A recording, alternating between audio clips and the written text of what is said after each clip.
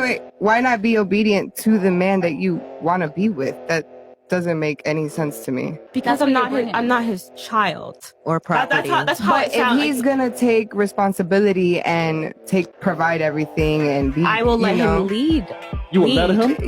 You will let him? You're supposed to let him lead. You're supposed to have him lead. I'm not saying I'm not going to be obedient. I'm saying in a sense. But why not be obedient to your leader? Hold on. I got this. Pastor Fresh stepping in here. Yeah. So you're Catholic, right? So do you read your Bible? Yes. What does your Bible say about marriage? Marriage is a vow. Under what? It's a sacred vow. Under what? The Lord, yeah. The Lord's understanding. And what does that mean?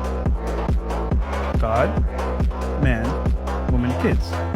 So by default, she's saying what the Bible says. You're saying, oh, you know what? I'm making my own rules, I don't have to be a dog. I'm not saying that. I'm saying the way she sounded. I can interpret the way she sounded. Also, how she said it. How she said it. I'm not saying How she said it, Myran. But I'm saying it sounded like if you're gonna say that. I'm saying if you're sons to be physically fit, disciplined, masculine, intellectual, emotionally stable, less likely to ever go to jail, and they become productive members of society, and they know the consequences of their actions. That's funny. A Jezebel, keyword Jezebel. They raise their sons to be emotional, simps, son husbands, a bunch of beta thugs that's very dangerous to society, more likely to go to jail, and they always say, oh, my son is my king. Yeah, King Ahab, a weak king. Since a lot of these baby mamas cannot emasculate the father, guess what they do? They turn the sons into a bunch of strawberry Pop-Tarts, and then they always complain about, oh, we're the most unprotected. Look at what they do to their sons, and then my money is for us. Your money is for you. A nigga get a bag, I'm like, I want a family, I want a house, I want 2 dogs and a picket fence, I want to have the most beautiful woman I can, and I want to live happily ever after as a family. We get our money to really share it. Women get their money to be like, fuck these niggas, I don't got to deal with this shit, I make my own money. My marriage, my husband, he took care of everything as far as the household was concerned. You understand what I'm saying? Sound like she never left. When it came to, I did leave him. but when it came to certain things, like if we wanted to start a business, I was saving my money. So when we wanted to start a business, I invested. If we went on vacation, the business that you now own, right? The business that I own, and he owns one. So no, the business that you own now. One is mine and one is his. But you still own your business. Yeah, I own my business. Your money is for you, Queen. That ugly money. How is my money for me when he still got his business? If that nigga name is not on that damn tax business, then goddamn it, the money was for you. It's your business. He got the trucking business. Okay, but I understand that. But your money is still for you, though. You own the business. If I'm paying these bills for 10 years and we married and I stayed down and you done stacked your bread up, right? So we can invest in some businesses together. And at the end of the day, you ain't had to pay no bills for 10 years. And you mean to tell me I get this little business that I get and you gonna take your business? Your money was for you. Then why not? I should get a piece of that too. How is my money just for me when he got to walk away with the truck? Because my money was for us when I was paying them bills from 10 years we was married. That don't make no sense. That does make all the sense in the world. No, it doesn't. Do I make sense? You never let me. I'm making sense. You guys are really boring and annoying and not that entertaining or special outside of sex. Oh, God. Most guys tolerate you to get laid. Oh, Lord. That's what y'all. Guys pay to go on dates. They pay to hang out with you, right? Whether it's a first date, second date, whatever. They pay to court you. They pay to go to the club. They pay to pop bottles, all this shit. It's not to be with niggas. It's to fuck. What the hell? Like, y'all really think they go there to the club to just dance? Or get to know you? Or your personality? No, or see your acting skills? Of course not. You don't go. Or to wealth management? Fucking out of here. No, but they're trying to get some guys that are not hanging out with girls for their personality. Like, why are women so delusional and think that we want to hang out with y'all for your personality? Dudes want to fuck. As Myers, I will say this to you. Don't be a fool all your life. Sisters complaining all the time, can't get a good man, can't get a man to do right, can't this, can't other, they ain't nothing, they ain't got a job, yeah.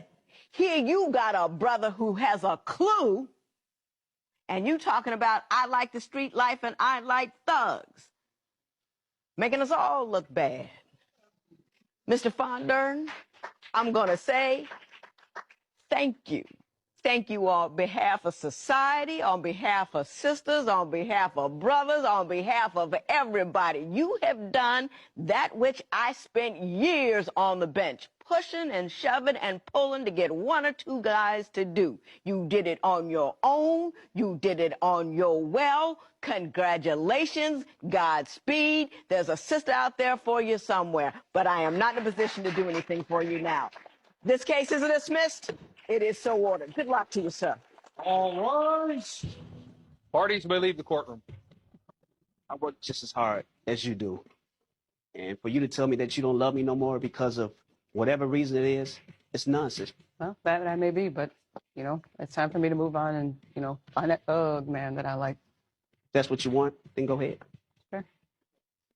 Wait, what do you mean girls trip? Like she went on a girls trip to Vegas, yeah. That's not something you'd allow. Fuck no. No. If your girl's in love with you and truly in love with you, she doesn't even want to go on a girls trip. Why? Okay, so posting pictures as a woman online, I can't do that, but you can go and sleep with multiple women because you're high value. You don't have to stay.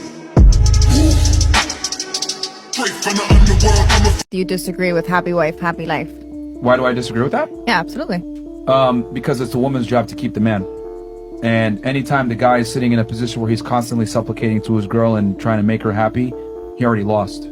Because women are never happy. I mean, it's kind of built into your guys' biology that you always want the best and the brightest, and you want the best man that you can get. If the guy is constantly supplicating to you and constantly, you know, walking on eggshells to make you happy all the time, well, by his actions alone, that demonstrates that he's a lower value male than yourself. And women need to be with a man who's superior to them. So in other words, women are only satisfied when they're chasing the man, not the other way around. Because when the woman is chasing the man, that tells her in her hindbrain, this guy's better than me, this is the best that I can get, I'm happy with this guy. That's how women need to be. You need to basically get rid of all doubt. Sorry to cut you off. Wouldn't that be a equal exchange? No. Not 100% equal, but you would want It's not equal. Equal is not 50-50. It's proportionally what you can provide to the fullest in your role. Be happy with traditional values. It works. Would you give up your right to vote if it meant you got drafted into the army? Yes. Why is it more socially acceptable for women to hate men than it is for men to hate women? Because men are the devil. Because men are trash. If men are more valued in society than women, why would they be the first ones sacrificed in war? Because they think they're more valued. They're being paid for more for everything, so you put your ass online. What? Bro, what are you talking about, man? Why are the men of today expected to pay for the sins of the men of the past? Because they still keep making the same mistakes. So is feminism about revenge? No, feminism is about our right to be, allowed. I think it's a base level of equality that we're trying to reach over here, and as long as we can get to that, then I think we're chilling, but we got a long way to go. Yeah. Wage gaps and shit. Absolutely whack. Stupid. Men that wear nails aren't men. Well, let me tell you what a real man does. A real man pays the car note. A real man sets his partner financially free. Babe, do you need anything? All right, then. A real man pays all the fucking bills. That's a real man. Fuck. I did not know nothing about sex, so. You're watching never-before-aired video of Juanetta Gibson and Brian Banks in the minutes before her stunning confession that she lied when she said the high school football star raped her 10 years ago. This camera right here was in a plant. This is the man who helped Banks get the now famous confession on hidden camera. Private investigator Freddie Parrish. There's only one chance to get the goods. I mean, you got to make it right the first time. Parrish's son played football with Brian Banks at Long Beach Polytechnic High in 2002, the time Juanetta Gibson made her false rape accusation. Gibson's family got $1.5 million settlement from the What the fuck? And Banks got 5 years in prison and 5 more on parole, shackled with an ankle monitor. So I know I'm not behind bars and I know I'm not locked up right now, but I'm still very much incarcerated. Then last year, Brian Banks got a Facebook friend request from Juanetta Gibson. Mr. Banks called my son, Freddie, and asked him, what should I do? My son naturally says, hey, you got to call my dad. He'll help you with this. Once I was able to read the case, there was no doubt in my mind that this young man was innocent.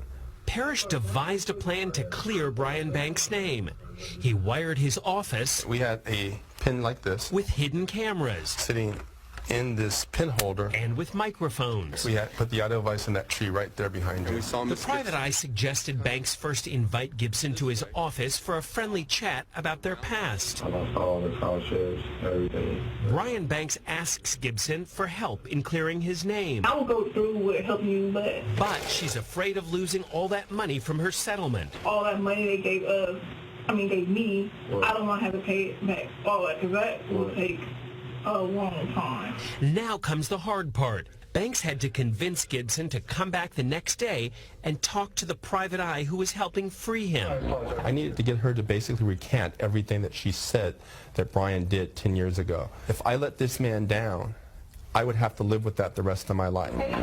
The mood in the room was light, but investigator Parrish's questioning got heavy. When did you lose your virginity? Was it after him, before him? After. Now the big question. Did he rape you? No, he didn't. Did he kidnap you? No. When she said those things, what did you say to yourself? Wow, I got it. It was the key evidence that Banks' lawyers from the California Innocence Project needed to go back to court. And that undercover video got Brian Banks' rape conviction thrown out. Banks' lawyer, Justin Brooks. Well, the videotape is a slam dunk in the sense that she's recanting her testimony. She's specifically saying that he did not rape her. Parrish has had big celebrity cases and well-known clients. But this assignment had a different kind of payoff. Now, I had an opportunity to make a difference in a man's life. And finally, what about Juanetta Gibson, who got all that settlement money after making a false accusation? We asked the DA's office and the school district if they plan to try and recover it. They wouldn't comment. But Banks' lawyer and private eye say most of that $1.5 million settlement has probably been spent. You know, in fact, Joel, a lot of the neighbors and even some friends have come forward saying that money was spent left and right, and on a lot of things, including cars, a lot of cars. It is thought that she's gone through, or her family has gone through most of that money. In fact, when she showed up for that meeting, she took a bus, didn't even have a car to drive. 28-year-old Atlanta Falcon linebacker rookie Brian Banks is one step closer to making his dream a reality after taking to the gridiron against the Cincinnati Bengals this week. Nice job getting off a block and making a play. It's still one of those situations where, it happened, but now it's just replaying in my head. But this is no ordinary rookie. Banks joined the Falcons after spending 5 years in jail and 5 on parole. Why? He was wrongly convicted of raping a high school classmate.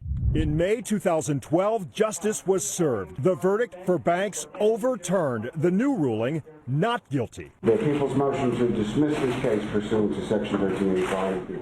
I may not ever get the answers as to why I was supposed to go through what I went through, but I know that I'm here today, and I remain unbroken. I want marriage. She's been married to be looked after. She's been married to be looked after.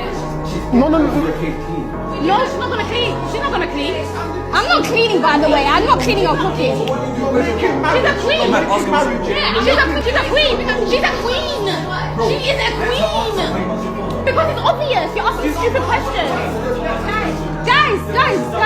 I know, but why don't you understand what she's saying? It's so dumb. She's going to be a princess. I want to be with a man who's a provider, who will allow me to be a housewife. I want to be a lady of leisure. Tell me about the birthday thing you told me, please. I wouldn't buy a man a birthday gift. No. He has me. Stop. I'm so sorry. You yourself, you're useless. Why did NBA star Steven Jackson leave his fiancée at the altar? Jackson had a great career while he played in the NBA for 14 years. And he even won a championship with the Spurs in 2003. But he also was one of the most controversial players around. According to Captain Jack, both parties agreed upon a prenup to be drawn up. When there was only 4 months until the wedding and no prenup had been signed, Jackson started to get a little bit nervous. He said that more time had passed, and before he knew it, it was the day of the wedding and the agreement still hadn't been signed. The basketball player ended up not walking down the aisle that day and instead told his fiancée to not sign the prenup agreement, all because he did not want the prenup to be signed under duress, with the chance of the agreement being thrown out of court. This was a pretty smart play by this basketball player. Good day, ladies and gentlemen. I'm here with Aisha Dockery and Ty Dockery. The two of you have been married for 4 years. You have run into a significant stumbling block within your marriage, and you wanted my assistance. So you're here today to get my help looking at this issue. I would love for you to tell me about the day you got married. Mrs. Dockery, well, I'm going to start with you. Please tell that story. Okay, Your Honor. So we went to Justice of Peace to get married. We didn't have a big wedding. We said our vows. After we said our vows, 10 minutes later, the judge calls my husband to the back. And then before I know it, he's coming out and they're handcuffing him, saying that he had a body warrant for over a year that they were looking for him, and took him right from there right to jail. Right from the wedding to the jail? Yes. Now, Mr. Dockery, did you know you had a warrant out on you? No, ma'am. Actually, it was surprising to me when the judge said that. It was something that was 2 years prior, and it was something that they said it was a body warrant. He explained it to the effect that when I come in contact with the police, then they could execute it. But as far as coming to look for me, anything like that, it wasn't to that effect. Yeah, yeah. Do you know what it was about? Was it like a parole violation? No, you had a clue? I mean, you didn't like, hey, man, this is the wrong dude. I didn't, you know? No, I know what it was about. I was up to no good, you know? Yeah. You know, I know what it was about. You knew what it was about. Okay, all right. I was to make sure. Now, how long had you known him before you married him? I would say we were together for about 3 years. 3 years Yeah. before you decided to get married? Yeah. How long did he end up, how long did you end up incarcerated? I did a year in jail from that. From that? Yes. Did she stick by you when that happened? Yes, she did. She was there? I mean, she rode with you, as they say. Yes, yes. Your Honor, I was pregnant while he was in jail. I found out I was pregnant like a month after he went to jail. So I did my entire pregnancy without him there, everything on my own. Were you aware that he had been conducting himself in a manner that could get him arrested? I mean, did you know what he was up to, or was this a surprise to you? I wasn't surprised. When I met him, that's kind of what drew me to him. He was a bad boy from New York, and not necessarily like a bad boy, but I like the thug look, and like the fitted hats, he used to wear them low, and like his New York swag, he had like his little Brooklyn accent going on, and I liked the way he dressed, and he was aggressive, so that turned me on. Okay, hey, you know, you like what you like. Yes. Yeah, you like what you like. Now, my understanding is that you were Muslim when you went in. Yes. But you became more devout during your stay. Did you bring your wife along on that ride? I mean, as you were changing your focus, or the strength with which you followed your beliefs, was she aware that was happening? Yes, yes. Constantly I did, you know, because I hit rock bottom. You know, that was my breaking point. Like, look, you need to get yourself together. You just into a bunch of foolishness is not working for you. Right. So I explained to her in detail, look, this is what it's about. I want to come home. I want us to be great. You know, I want to build a foundation, you know, and because she was pregnant, so I said, I'm going to be there for you and the baby, and we're going to go from here. You know, that's what it's about. You know, and the only way I can do that, to my recollection, is by doing it the righteous way. You know, I can't be 1 foot in and 1 foot out. I can't do it like that. You know, I'm an extremist. Got it. Yeah. Ms. Dockery, how has his change, his religious change, affected your marriage? If I can just go back a little bit first. Sure. When we first got together, yes, I knew he was a Muslim, but he was not practicing. He was not practicing at the time. We used to club this was before we had kids, so we used to club every day, go to New York, go to Florida, drive to Virginia, and do all this stuff.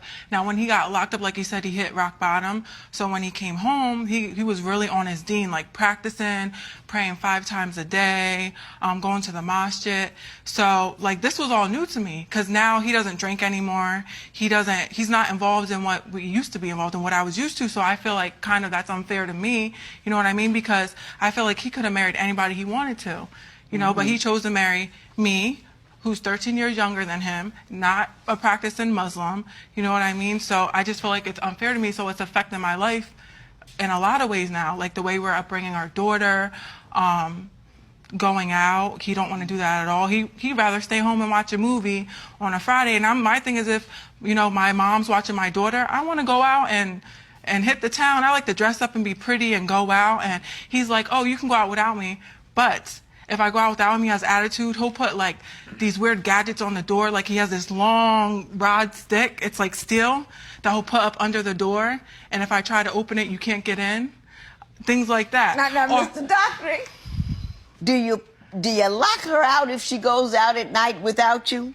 You tell her she can, and then when she does, the penalty is she can't get back in. No, I don't lock out. My wife is exaggerating a little bit. No, I'm security-minded in my house. Okay. Meaning that once I'm in the house, I'm locking everything so nobody can come in. So when she goes out, she's out to maybe 2 o'clock in the morning to whatever. So I put the lock on the door, and when she comes and she calls me, I'll take it off. Because, you know, I'm not locking her out intentionally, but I'm locking up, you know? No, he's locking me out. I mean, shut down mode, locking me out. I can bang on the door, ring the doorbell. He's not answering it. It's to that extent. That's not true. A lot of... Wouldn't it concern you that your wife has to go through some machinations? Not a lot, but she's got to go through some hoops to get in the house at 2 o'clock in the morning. I mean, on a safety tip, I would think that a dude who cared about a woman would like make sure she didn't have to make extra steps because she's out at 2 o'clock in the morning. You know what I mean? Here's the situation, Yana. I work nights now. My wife does the same thing. Should I look at it as she locking me out? I have to call my wife. I get up at 3 o'clock in the morning. I have to call her and say, can you come down and open the door? That means she has to get up out of her sleep, move the baby, and come down and open the door. I don't look at it as she's trying to lock me out. I look at it as safety. She want to make sure that she's safe while I'm gone. That's what it's about. It's not, she's just taking it the wrong way. Okay. That's all. I got you. Everything I put on, it's something wrong. Like if I wear tights, I like to wear tights. Oh, you need to take that off because they're see-through. If I wear something like a top that's too tight, you need to take that out. Your cleavage is hanging out. He's always saying stuff about what I'm wearing, but he never compliments me. You're my husband. At the end of the day, I want to hear you tell me I look beautiful. Mrs. Dockery, did he ask you to convert? Your Honor, in the beginning, he used to ask me a lot, and I told him simply like this: if you think I'm gonna wrap all this up, you got another thing coming. So, but now that we're into it and he knows like I'm kind of stuck in my ways, he doesn't ask me anymore. But if it was up to him, I would definitely convert for sure. Is he on you? He seems to be allowing, you know, he has his faith, he's strong in it, but he's allowing you to be your own person. He doesn't seem to be picking at you with it. Not with that, but everything I put on, it's something wrong. Like if I wear tights, I like to wear tights. Oh, you need to take that off because they're see-through. If I wear something like a top that's too tight, you need to take that out. Your cleavage is hanging out. He always has something to say about what I'm wearing. Always. That's one thing. He's always saying stuff about what I'm wearing, but he never compliments me. Like, you know, you look beautiful or anything like that. And I'm always saying, I'm like, I don't want to hear this from other men. I want to hear from you. You're my husband. At the end of the day, I want to hear you tell me I look beautiful. He's like, oh, well, you should know I think you're beautiful. That's why I married you. Ms. Dockery, you seem very level-headed about the difference in your religious opinions. Have you just let that go and say, you know, we can live our separate ways in the house, or are you seeking to get her to be more conforming by other means? Well, at first, you with me? At first, I didn't put a lot of thought to it. You know, I tried to tell her, look, you know, be Muslim. I'm Muslim. You know, but after analyzing the situation and reality, you know, what my Creator says is that there's no compulsion in religion. I can't force her to be Muslim. So with that being said, you know, despite, if we move the word Muslim or Islam out of the equation, despite that, you know, I just feel that a woman should be dressed modestly. You know, and my wife, she doesn't look at things the way that I look at it. We're looking at things through a different telescope. For example, some of the things that she puts on, and my wife is beautiful. When she puts on certain things, I know I'm a man. I know what a man is looking at. So to avoid any problems or anything that can erupt from that, I tell her, listen, you shouldn't dress like this or shouldn't dress like that. I don't command her or demand her because I can't do that. She's her own individual. All I can do is make suggestions and hope that she takes heed to the suggestions. You know, I'm just saying that she should dress modestly. You know? Ms. Dockery, you say he's extreme in other ways, though. You say he doesn't allow mirrors or pictures in the house, that he's OCD on the cleaning. He tried to say no pictures, no mirrors, because I guess in his religion, when you pray, because like I said, he prays 5 times a day, angels don't come around images. So he tried it in the beginning, but I was brought up with pictures. So now if you walk into my house, this looks like a memorial of my daughter all over. I have pictures everywhere. So I will say he does meet me halfway for the most part. He's coming along, but he still complains about a lot of things. We have a big communication problem. Like, there's no talking, it's screaming. So when he's upset about something, he's screaming at me, I'm screaming at him. I will say I'm tick, tick, boom. Like, I have zero tolerance. I go from 0 to 100. The littlest things that we argue about turns into a screaming match. I have no filter. I say some ruthless things. But it turns into a screaming match because of you. You don't even have to say anything. She's telling us out. No, I will say my husband is very sarcastic. He's very sharp with his tongue. He's very intelligent. So sometimes he be using words I never even heard of, and I'm like, what did you just say to me? So I feel like he's trying to... the cure for that is to read.